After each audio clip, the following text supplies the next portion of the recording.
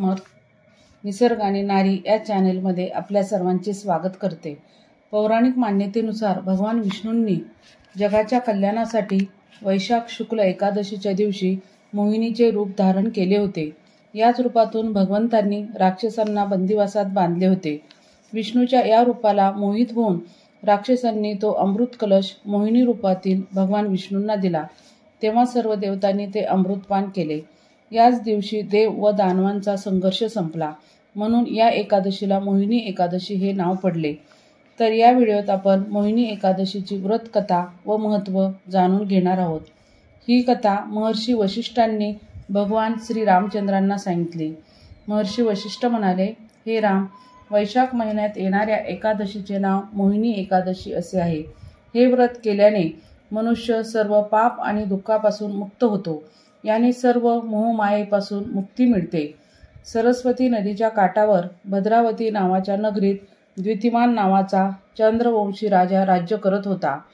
तेथे धनधान्याने संपन्न आणि पुण्यवान धनपाल नावाचा वैश्य देखील राहत होता। तो अत्यंत धर्मनिष्ठ आणि विष्णुभक्त होता। त्याला सुमना, सद्बुद्धी, मेधावी, सुकृती आणि दृष्टबुद्धी हे 5 पुत्र होते। यापैकी 5वा पुत्र दृष्टबुद्धी महापापी होता। तो पित्याची आज्ञा मानत नसे। तो दुराचारी माणसाच्या संगतीत जुगार, भोगविलास, मद्यमासाचे सेवन करत असे। अशा प्रकारे तो चुकीच्या गोष्टींमध्ये वडिलांची संपत्ती नष्ट करीत असे। या कारणांमुळे वडिलांनी त्याला घराबाहेर काढले होते। घराबाहेर पडल्यानंतर त्याने आपले दागिने व कपडे विकायला सुरुवात केली। जेव्हा सर्व काही नष्ट झालं तेव्हा इतर लोकांनी त्याची साथ सोडून दिली। आता तो भूक तहानमुळे दुःखी राहू लागला। कोणाचेही साथ नसल्यामुळे चोरी करू लागला। काही दिवस त्याला कारागृहात टाकण्यात आले। नंतर राजाने त्याला शहर सोडण्यास सांगितले। तो शहराबाहेर जंगलात गेला। तेथे तो वन्य प्राणी व पक्षी यांची शिकार करून खाऊ लागला। असाच एकदा तो भटकत भटकत कौंडिन्य ऋषींच्या आश्रमात पोहोचला। तेव्हा वैशाख महिना होता आणि ऋषी गंगा स्नान करून आश्रमाकडे येत होते। ऋषींच्या भिजलेल्या कपड्यांचे काही शिंतोडे त्याच्या अंगावर पडल्यामुळे त्याला सद्बुद्धी प्राप्त झाली। त्याने कौंडिन्य ऋषीसमोर हात जोडून म्हटले की, मी जीवनात खूप पाप केले आहे। या पापापासून मुक्ती मिळण्यासाठी काहीतरी सोपा उपाय सांगा।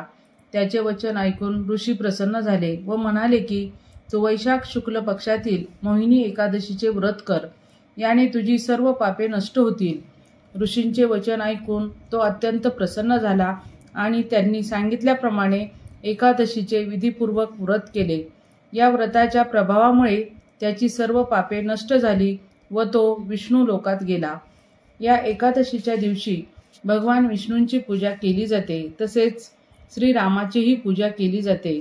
या दिवशी उपवास करून देवाचं नामस्मरण केल्याने जीवनात सुख समृद्धी मिळते असं म्हणतात। या एकादशीच्या व्रताला अनन्यसाधारण महत्त्व आहे।